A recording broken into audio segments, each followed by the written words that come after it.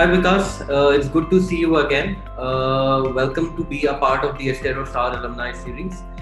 This is like an initiative that we are taking up to inform our new batch of students, professionals, and students who would want to study overseas, especially in New Zealand. And we thought this is a good way to bring our alumni together to share their experience of how they made New Zealand their home and how they gained a very successful outcome in New Zealand. So, a very warm welcome to you and congratulations for what you have achieved. Thank you so much. Thanks, Chris. Appreciate, and it's good to be here again. I remember because we met about 3 years ago, and you met us at one of the education fairs, and you visited our office. You came along with your wife, and you wanted to do a program in management, specifically in MBA. And we had a very detailed discussion about management versus going for a technical program versus going for something like project management. And there was a lot of discussion about this before you decided to be a part of Victoria University of Wellington. So just tell us about your background. Where did you start and what did you have in terms of your skills, your job, your academics before you went to New Zealand? Okay, well, my name is Vikas Tyagi and I'm an ICT professional. I have over 15 years of experience in the industry. I have worked in many global companies, multinationals, and have a very much multicultural, diverse work experience. I have worked before in China, Malaysia, Nigeria, and now finally plan to move to New Zealand. So the idea is to move to a more developed country where I can find a good work-life balance. And New Zealand was in one of my list, but not the top contender. I was planning from some other countries like Canada and Australia. And even as you rightly mentioned, I was more after the management course. And I have got almost four different offers along with a scholarship from Australia. But yes, after meeting you, I've changed my mind and moved to a technical course. So we can talk about further on that. But yes, I think that's the initial background. You were right. I was more after the management course, which might be suited more to my past experience, some managerial role in the previous organization, as well as I have done my master's from IMT Ghaziabad. So I could think that could be an easier path for me to pursue the MBA from international universities. Perfect, Vikas. So, knowing that you've got 15 years of ICT experience, and like you said, New Zealand was not your first choice. You had offers from Australian and Canadian universities, and you had a scholarship for an Australian university. Still, you decided to move to New Zealand. How has that decision been a good decision for you? What are you doing today? Where are you working? And how long did it take for you to find a job? Okay, well, I think there are multiple questions. So let me start with the initial background, why I moved to New Zealand. So when I just got the offer from Australia, I tried to weigh for my situation. And when I just trying to compare apple to apple, the Australia was offering me only 2 years of post-study work visa. The master's course taking 24 months minimum, all the courses, even the management course, or even if I opted for any technical course master, that will be 24 months long. And that won't be much suitable for, considering my experience. I don't want to take that long break from the professional life. On top of that, that was not offering the same benefit what New Zealand was offering for my family. So I have 2 kids and I need to pay the international fee for my kids as well, which is costing me almost $35,000 to $40,000 every year. So that was actually not pocket friendly, and it was not giving me the same options like the post-study work visa what New Zealand was offering for 3 years. And on the along with my visa, my family plan to move together. So that kind of option was not there from Australian universities. So I think that's lead me to choose New Zealand one. And on top of that, that place is pretty calm, composed to grown up the kids. So instead of choosing Australia, I prefer to that changed the whole paradigm shift in my planning from Australia to New Zealand. So what are you doing today? I'm sure you've graduated and you graduated in 2020 only. So you pretty much graduated during the COVID times, and you have been successful to find a job in a very challenging environment when most of the organizations were closed and people were not working on their full business strength. So where are you working now, and how easy or difficult was for you to find a job during COVID? Okay, so let me take you a little bit back. So I started my course somewhere like in March 2019. And the best part of the program, I did Masters in Engineering Practice from Victoria University. And that program is very nicely and well designed, considering the professionals or even the freshers graduates in mind. It offers two advantages. One is the course is a master's level, which is level 9. On top of that, that has squeezed the period from 2 years, which is other universities offering within a year. So you have a choice to complete this master's program in 1 year time. But if the student think the pressure is too much and they don't want to cope up, they can have an option to spread this whole program into 1.5 years. So I thought that for me it is better to finish it as soon as possible and start resume my professional life. So what I did, I completed all the core subjects and electives within first 8 months of the program. And the last 4 months is the kind of internship or a research project. So instead of doing a research project in university, I start connecting the people in industry here, in telecom as well as in IT industry. And I opted for to go for an industry research based internship. So while searching that, I got a permanent job offer from one of the employer. And then I go back and talk to my university dean that, is it any possibility I can try to correlate this? So they were very happy that that's what the ultimate goal, to get a permanent job instead of go for internship and then you go to the market to search for a job. So yeah, they accepted that yes, you can submit your the current office work as a industry research project, and that is pretty much workable. So I opted for that, and at presently I'm working with Aviate Network. That's a US-based multinational company, and they have their research and development center here in Wellington. Another with R&D center they have in Slovenia in Europe, and I'm leading one of the design and validation team here in their R&D office in Wellington. Perfect, Vikas. So going back a little bit, you told me about your work experience, and you have pretty much traveled across the globe because of your professional life. What made you choose going overseas to study? I'm sure education was not your first motivation to move overseas, but just wanting to know, why did you want to study overseas, and what was the motivation behind it? Okay, so I think the key motivation is to find a good work-life balance and to find a good country, good place where I can, raise my kids.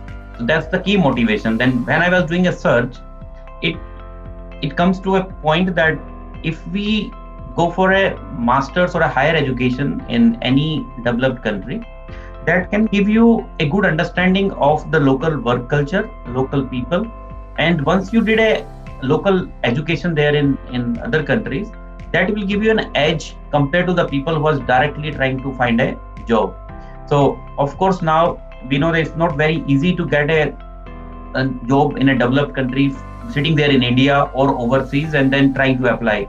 So education, I thought that was a good pathway for me to quickly go and adjust into that local environment, and that certainly helped me actually. So I'm not regretting that I opt for an education instead of trying 2-3 years sitting there in India to get a suitable job. And so within a year, I got pretty much settled here. And the best part is the company are not neglecting your previous experience. You may find that, okay, even though I do have almost over a decade of experience, but when I start approaching the companies, they consider my experience and offered me the same position, which I supposed to deserve as per the local market rules. So that's, I think, a very plus point. And education helped me to understand the local work culture, local slangs, and those sort of things, which make me a job ready after completing my education. Very well said, because New Zealand is ranked as the number one English-speaking country in the world. to prepare students for the future, and rightly said that education gave you the right soft skills to understand the local market, to understand the local culture, how the organizations work, and that experience does help students in finding jobs overseas. No, because see, for an individual itself, even a single professional or somebody who's not married, it's a bit of a challenge to move overseas, transition between two countries, settle down, look for a job, etc. You went with two very young daughters along with your wife, so you had a full responsibility of your family when you were talking to them about moving overseas. How challenging was it to not only settle yourself down in a new country but also your kids and your wife? I think my previous experience of traveling extensively in Asia Pacific, in Africa and Middle East region, that helped me personally, but my family as well. They were traveled with me in Middle East and Africa region before, so they were pretty much versatile and they know how to adapt in a different environment. So I think I would consider, for me, the situation would be not that challenging, but I can understand if somebody is coming, going overseas first time. Initially, it is a big challenge. Maybe you're considering your cultural difference, your food preference, your weather, you're missing your family. So all these factors are really played an important role for the people who are, trying to go first time. So for me, of course, it's not completely very smooth ride. It was not that much roller coaster as well, I would say. It could be for some other people, but yes, initially it took a couple of months for us to adjust, maybe for understanding the weather, actually to adapt to that weather. So that was a pretty much very harsh weather here, especially in Wellington, a bit windy. It took us a couple of months, or even I would say a year, to adjust and then start wearing the t-shirts instead of getting a jackets every day. So yeah, they have traveled so much, like you said, and they coming to New Zealand. Do they really miss going back to India, or have they well adjusted to New Zealand? And do they like New Zealand as a country? no, they really love here, and I would say, especially, I will give you an example. My daughter was very happy that going to school, because here the school education pattern is very different what we have back there in India or in some other country. The focus is not only on the curriculum, they trying to approach and inculcate the values, overall holistic development of the kids, and that way they are actually teaching them in a very funny manner. They're putting the videos, they're playing some team games, how to tell them to collaborate with the different classmates. So she's saying, I don't have any homework. That's the one good relief. Then at school also is not so much focus. So my kids really easily gel with other people. Even though schools are so multicultural here, that in my daughters and my son's school, they have kids from 47 different nationalities. So now you can imagine a class where she is the only one Indian. Rest all either is Koreans, Chinese, a lot of Japanese people, and Kiwi, South Africans. So they need to start adapting to the different people, their food habits. Sometimes you may say, oh, their food, they have to sit with them and having the lunch with them. So those smaller things actually making them to adapt to a different culture, and that's a learning. For me, actually, it's not something come overnight. It's a learning for them, and once they grown up to go to the college and universities, for them it's their kind of a local country. They will not feel anything that's something different for them in terms of study pattern or to meeting the people from multicultural environment. At the same time, you're talking about my wife. Yeah, she's pretty much like the environment here. People are pretty much welcoming. That's something different in New Zealand. Even though you walk on the road, any strangers will greet you. So that's something actually we not find very common in some other countries. So yeah, they don't want to go back to India and have the same issue in terms of commuting challenges, as well as the corporate politics. We are pretty much away from there, and here you can really do a work-life balance. If you want to work from home, that's the option is there. Even before COVID. So after COVID, now it is there everywhere almost. The company are forced to do that. But here, even though people are starting at 6 o'clock in the morning and they are finishing at 2 o'clock, because 3 o'clock they need to pick up their kids from school. And almost this is surprised me that how can company be so flexible in terms of not looking their clients and focusing on that. Okay, you can have a good work-life balance. So you just need to complete your 6 to 8 hours of work in office. Either you work from home or you start early or go late after dropping your kids to school.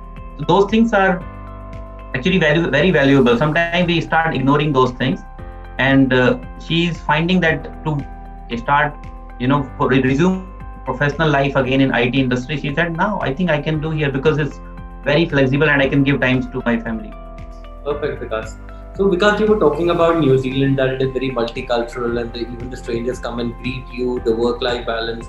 So, as a student, I would want to know, how do you find New Zealand? And what are the kind of challenges that you, as an individual, as a student, face when you move to New Zealand, and how did you overcome these? Okay, so from study point of view, I would say that it's a bit different compared to what we have back there in India. Our focus in India is more into academic, and here academic is not just to write the exam what you have learned over the period of trimester or semester pattern. It's more over how you inculcate those theoretical concept into practical approach.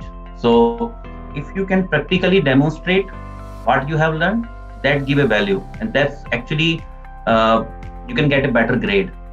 Second thing is, during the process of doing any project or assignment, it's not about how you reach to the final goal.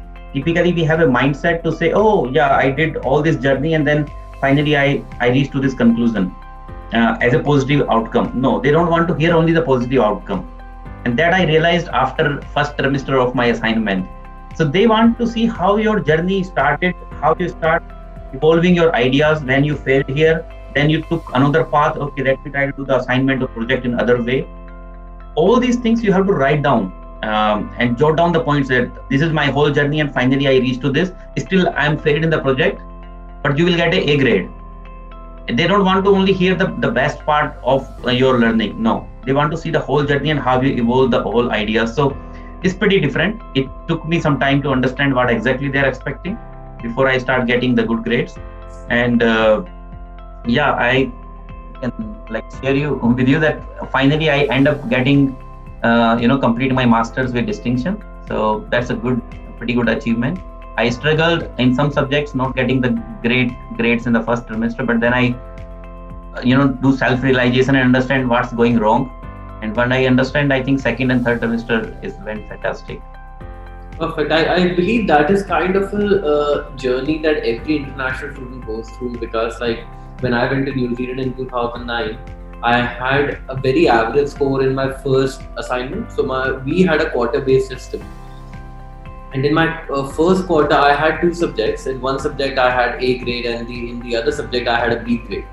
But my grades were not based on my knowledge, but it was based on how we were doing the assignments and how we were doing the projects. So it was not outcome based, but it was more process based that we were getting graded on.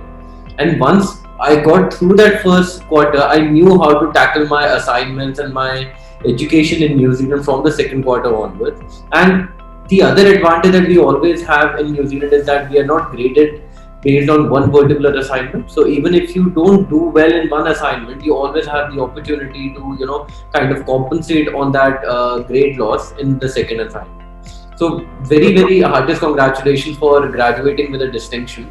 And I also know that you got an award from the as a distinguished award from the Wellington Council. Yeah, that's the award basically for the Alumni Achievement Award, and it is given only for the two people in Wellington region, and I'm one of them. And fortunately, another guy is also the Indian from Andhra Pradesh, and he did his masters from Massey University. So yeah, pretty much the award I received from the mayor of Wellington, and there are only 22 awards given in different categories. Somebody who did the excel in academics, or somebody did something extraordinary at community level as well as in sports. So yeah, I think that's a pretty I feel really privileged. My employer actually highlighted that in our annual annual meetings, and that's actually feel me pretty proud that yeah, I did something extraordinary. I think you've got too many feathers in your cap. You had a scholarship from the Victoria University of Wellington when you applied. Then you got the New Zealand Excellence Award as well, which was given to only about 30-35 students across India. And now this Distinguished Alumni Award. So can you talk about your scholarships and how did you crack those scholarships? Because I'm sure New Zealand is not a country which offers scholarship to everyone, but you scored two scholarships. That's true. And yeah, thank you. I think I could say that the Astero team played a very crucial role in guiding me and telling me that what are the options you have. So first one is when I applied for the application, I given all my credentials and achievements of my academics as well as my past experience. And I remember you guys put them in a very nice way to present to the university because I was kind of a scholar in my bachelor's time as well. It is almost 20 years back now. And after that, I got a lot of recognition in my employment. So when you put it across in the application, it was pretty well highlighted, and the university considered that this could be the guy we can start offering him and taking him into that particular course. So yeah, that's the first one, which is actually pretty hefty, around $10,000, which really reduced the burden of the whole fees. The second one is your New Zealand Excellence Award, and that is, as you rightly said, is only given to 25 to 30 selected students every year, and that funding need to come from two places. One is from Education New Zealand, and half of the money need to come from the university who is offering. So I think in Victoria there are 3 or 4 students, if I remember, from all across India, and I'm one of them from Delhi region. And I think Manmeet from your team suggested me that they can put across the application. I was not aware of this one, and then she said, okay, let's give a try. There we need to give some employment reference. That's pretty important. So whoever is applying for that scholarship, try to get a good reference. That's very much important, either from your academic, from your professor or principals, or if you are a working professional, you can get from your employer. So yeah, those two are the scholarship, which is having the monetary value. The one award which we got here in Wellington, that doesn't have any price tag or monetary value, but yes, actually that's a good things to, as a very prestigious recognition in the whole city here. Perfect, Vikas. So, Vikas, let's talk about Victoria University of Wellington. So, can you tell us what the good things and the bad things, and why you chose Victoria University of Wellington over other universities? Okay, I think there are two reasons. One is that's very strategically located in the country. That's in the capital, Wellington, and that offers various advantages because a lot of government organizations are working here in Wellington, and government is a big employment opportunity providers here. So it's not like only the private company. Like back there in India, we are thinking the government is, you have to go through a rigorous process of passing the exams and other things and then get a job. It is not like that here. The government is pretty much working on a very cutting edge technology. They are employing the people who did a very recent study, and is no same process the way we have back there in India. Second reason that the IT, the Wellington is growing up like an IT hub for the country. Of course, Auckland is a bigger market, big opportunities, but they are having some other disadvantage. You can feel the same sort of commuting issues like we faced back there in Delhi or in Mumbai. Second thing is the whole city is having not offering the same piece of environment what Wellington is offering. And third key advantage which I see to move to the Wellington or Victoria is that it ranked pretty high in terms of the research value. So it ranked in top 50 on some of the courses. And yeah, I think the main thing is if you're doing something in IT or engineering, the Wellington offers a good opportunity for you. So all these factors is pretty much suitable for me in terms of getting the job for my spouse, because she is also having IT background in development, software development. And I think the education is having some of the well-known schools here in capital region, not only for me but for the schools going forward for my family, for my kids. So what about Victoria University of Wellington? How's the university as a whole? Okay, university, to be in more particular, very good campus. They have they have almost 30% of ratio of international student. Last time when I read the report, they have the student from around 146 or 147 countries. So you can imagine how diversified it is. Whole Wellington region, no, okay, you're from Victoria, you're Victoria grads. They have a different, a complete approach change when you talk, okay, you are Victoria alumni or so. So people know it very well. It's second, or I think the first largest employer also here in the Wellington region. And other thing is the infrastructure. Of course, we can't compare what we have back there in India. It's world class, good research projects. They typically arrange the projects from the industry. So when I was doing my course, we got 19 projects from different organizations, and those are the real projects which the employer is planning to use into the commercial network or in their company.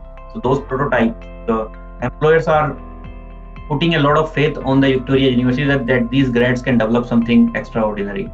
So those factors are really important. So overall, I would say that I would rate that I didn't regret at all, while doing the course and paying the fee and move as a student instead of coming directly for a professional life. Yeah. So how are your lecturers? How approachable are they? How supportive are they of your academic journey? And where have they been a big support for you in your professional career in New Zealand? I found this very approachable and easy compared to what we have in India. There could be n number of reasons. I don't want to compare, but reason could be there is a more number of student, teachers can't give a lot of support to you or can't do a one-to-one mentoring. But here it is totally different. Even before starting the trimester, I have booked some slots with them for half an hour slots, and they happily welcome and tell you that what this subject you can expect, how you can score well, what is your approach, why it is suitable for you or not. So even if you tell your profile, your interest, they will guide you that this subject is not for you, better choose another one, or this you need to focus on this particular project and this particular assignment. So very approachable. The other thing is the professors here are from very diverse culture. So I hardly see that in a whole journey in a 1 year in university, I hardly interact with 2 to 3 Kiwi professors. More are from Singapore, from China, Korea, Japan, and even so many Indians professor as well. So I think you can really gain not only from the academic point of view, but from the your cultural point of view. You can connect them well, and the approachability is very good. You can anytime you request, they will be accessible. They are having a very frequent sessions with the student to have put forward their doubt, get clarifications, and so on. Like we talked about, your transition from India to New Zealand and how challenging it can be. You kind of evaded that challenge because of your, plethora of experience traveling overseas with your family. But in terms of your transition from India to New Zealand, what do you think, a person needs to prepare themselves for, both in terms of preparation, in terms of, changing their personality or whatever. So what are the kind of challenges that you feel are a part of your transition, and how can you overcome those? I think it's very important, valid question, which it is, and I'm sure that a lot of aspirants who are planning to move to New Zealand, they can help from it. One thing is your technical skill is one, and here the employer or the society is not looking for your technical expertise. They are looking for how can you be the part of the community, how can you become the integral part of the workplace or even at the university level. What I would give a piece of advice that everyone who is trying to come here, think of attending some personality development classes. We in our education system, at our employment, we completely ignore that fact. How important the verbal, non-verbal communication, how you're going to approach the people. Sometimes we find very shy to, break that initial, take that initial step and meet the people, greet them, ask them. That's not in our DNA. So it's very much important that people can go for some personality development sessions. It can give them confidence to do a sort of public speaking, interact with the strangers, and that can, once they come here, it will be very easy for them to, quickly mingle into the workforce as well as to the people. If you don't have the experience, this is kind of a mandatory thing. I would give a piece of advice that everyone has to go for a 1 month or 2-3 weeks of personality development classes. Perfect, Vikas. And we've been talking about employment all this while, how you picked up the soft skills and how the university was a big support for you, all the achievements you've had in New Zealand. $1 million question that probably everybody wants to know. How easy is it to find a job in New Zealand? Are there jobs for engineers available in New Zealand? Is it tough to find a job? If a student decides to come to New Zealand and study and make big use of that 3-year post-study work visa, are there jobs available in the country? Yes, the answer is yes, jobs are available. Jobs are available in each and every domain. The only thing is you need to project yourself, you need to market yourself so that the employer can think you are a perfect fit. The important thing here is that if you say the jobs are there on the platter, you go and choose, that's not the correct approach. Efforts are same what you are being putting into your own home country, either you are from India or from China or from any other country, because the competition is more, opportunities are more. Here you need to focus something very specific on your key skills and find, and as I mentioned in the previous question, that your personality played a very crucial role. If you don't have that attitude to mingle up with the people, if you not focus on your behavior skills, you are not the right fit. Technical skills are not enough to get your dream job here. Jobs are, people are getting very highly paid job. So all these approach are important to how you basically thinking and approaching for the job market. Don't simply say that I have a good technical skills and just offer me a job. So yes, market is there. You need to focus more on your behavior skills, on your soft skills, how to mingle up with the people. Try to showcase that you are fit for the employer. Show your agility approach. Your personal agility is very important, because sometimes we only talk about the agile word in today's IT industry, but how you are personally agile. Is your personality is agility? Is it in you or not? That thing is very important to show. Having said that, people are getting a very highly paid job based on their experience, their skills, and once you enter, get your first put forward into a local market, then there is no way back. You can continuously keep growing. So permanent job here is like a government job, and I would say this way that it's not something back then in India. Hire and firing is not very common here. Employer has to give you more than 6 months of notice. They have to have very strong reason to make you redundant. So once you are selected, so the process is also a bit different and more cumbersome to go for a permanent role. Contractual jobs you can find easily. They're paying very high, but employer don't have any much responsibility in that, but they're paying you very well. So getting a permanent job, it may take some time for you. So initial piece of advice, whatever job you get in your relevant field, just grab it. There are different terms called fixed term contract, they call a contractual job, and then they say a permanent job. So that could be a pathway for some of the people. Don't directly target for a permanent job, which maybe employer need to do more grilling on the candidate. Very well said. And just to give you my example, I have been to 3 different rounds of interview, and one day they called me for 7 hours in office. They called me morning 9 o'clock, and my schedule for the full day till 4 o'clock I have to be in the office. So during the whole process there were 3 to 4 different rounds of interview. They took me for lunch, which took 2 hours. But during that time, they want to understand my behavior, my team fit, those sort of things. And there were other 2-3 technical rounds, HR discussion, management round, some practical things I have to show them. So because they want to be sure that the person is right fit, they're offering a permanent role, then there is no way that company can fire me. So all these factors are very important for them to take a right decision that yes, he's the guy for us for a long term. What you have just told us, this can be like the words of the Bible for everyone who wants to go overseas and they're looking at finding a job. You've put it in a very, very good way. What are the things required and how somebody has to be very flexible in terms of what is being offered. You can't really jump on the last step immediately.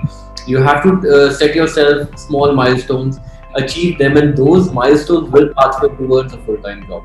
Very well said, Vikas. The other thing I wanted to know was, in terms of engineering, do you really recommend engineers to come to New Zealand? Do you recommend engineers to look at New Zealand as probably one of the topmost choices for them to make a career?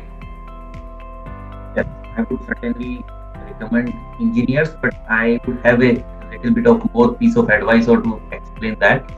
Here, software industries continuously in a booming mode here in New Zealand. Earlier, they were relying a lot more on giving the projects back there to India, Philippines, Indonesia, just kind of in the BPO industry works or the way US and Europe market work. But from the last 5 to 10 years, what they are trying to do is they're trying to build their own infrastructure in such a way that they attract the right talent and have more investment into research and development, those sort of industry. So IT certainly is on boom. Anybody who is linking into electronics, IT, computers background, they all can fit into the IT arena, and they can certainly find a right fit here.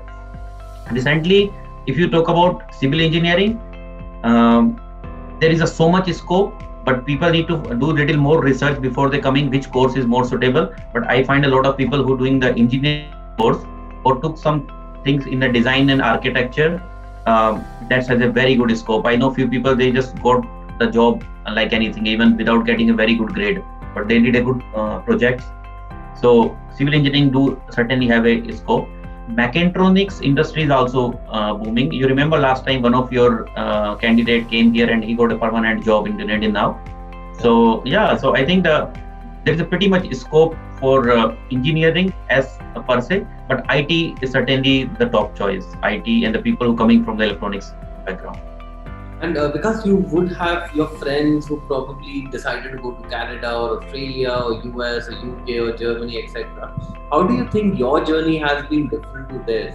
Are there certain kind of benefits that they are, enjoying today, which you are falling short on, or probably the vice versa? So, how's your journey better or worse as compared to your peers who chose the other countries?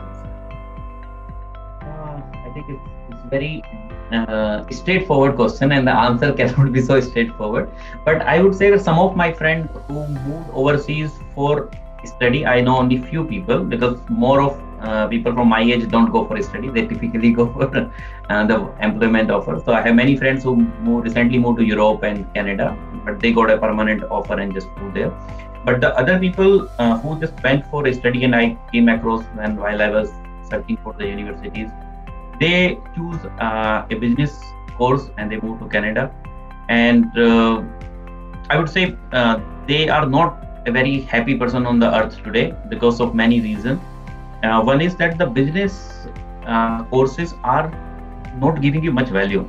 Why we choosing the people who don't have a technical background? They can choose because you did a BCom, you did a BSc. It's an easy path to go for a management MBA course.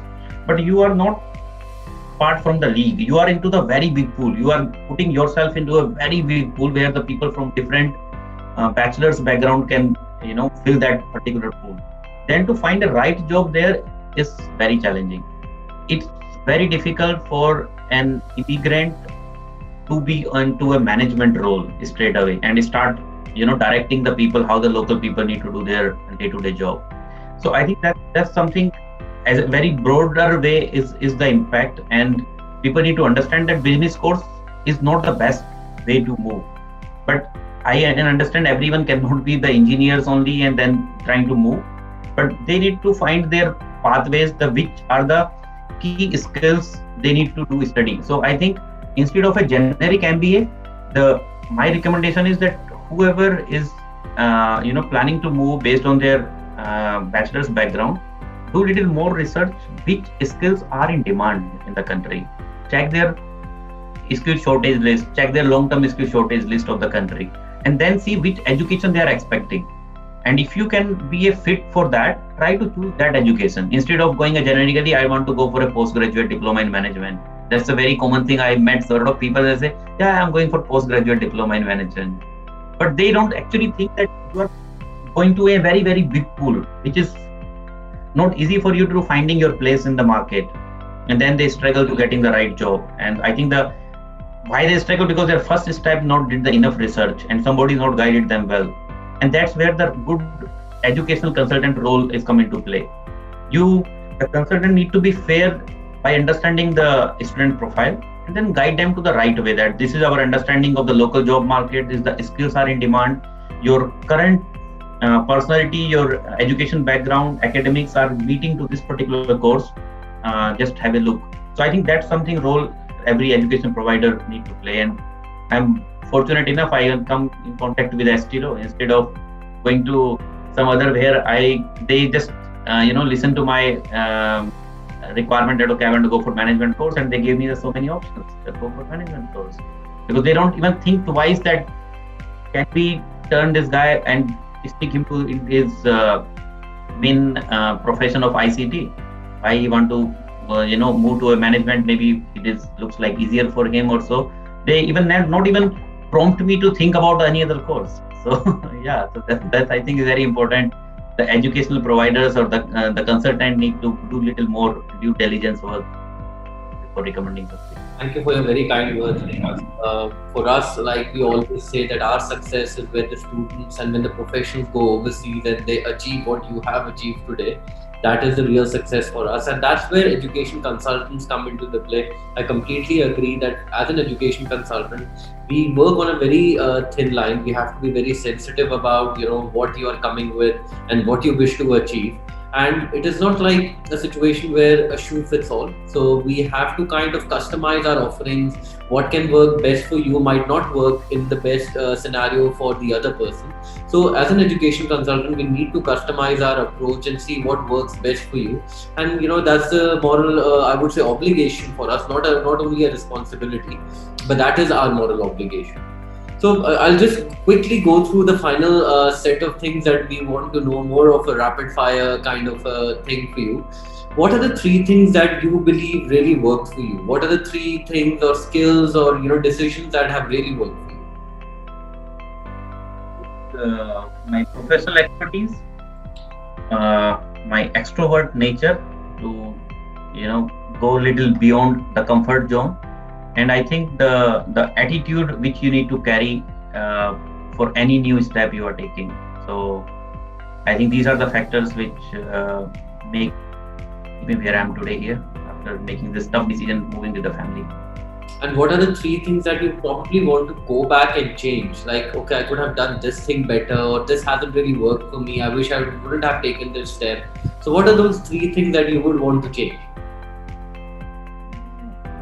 I don't think is there something specific I want to, but I could say instead of waiting for 14 or 15 years moving to New Zealand, I could have moved 5-10 years back. So in people who moved here in 2011-12, they are very well settled. They are planning for a second or third house now, owning it, which you can imagine is almost a $2 million worth of assets. So instead of roaming around some other part of the world, I could have chosen to move to New Zealand or maybe let's say even Australia per se around 5 to 10 years back. Yeah. So do you recommend New Zealand to others to come and study or migrate? Yes, certainly I do recommend, but they need to be very clear what their focus area is. They need to do some enough research, meet to the right consultant, understand what exactly their strength. I don't recommend anybody just to blindly start thinking and moving it. No, but just do little more research on what your profile, what skills are there. But I can only certainly tell that once you come here and settle down, you will not regret, because that's a country to raise and have raise your family, to have a good work-life balance. So that certainly I can vouch on this. And would you recommend Astero to professionals and students who are looking at studying in overseas? Certainly. I think I can give 2-3 recommendations for Astero. One thing is the professional attitude you guys carry. That thing I met, in my professional career, I met many people who can manipulate the things and it looks very rosy on the paper, on your websites and all.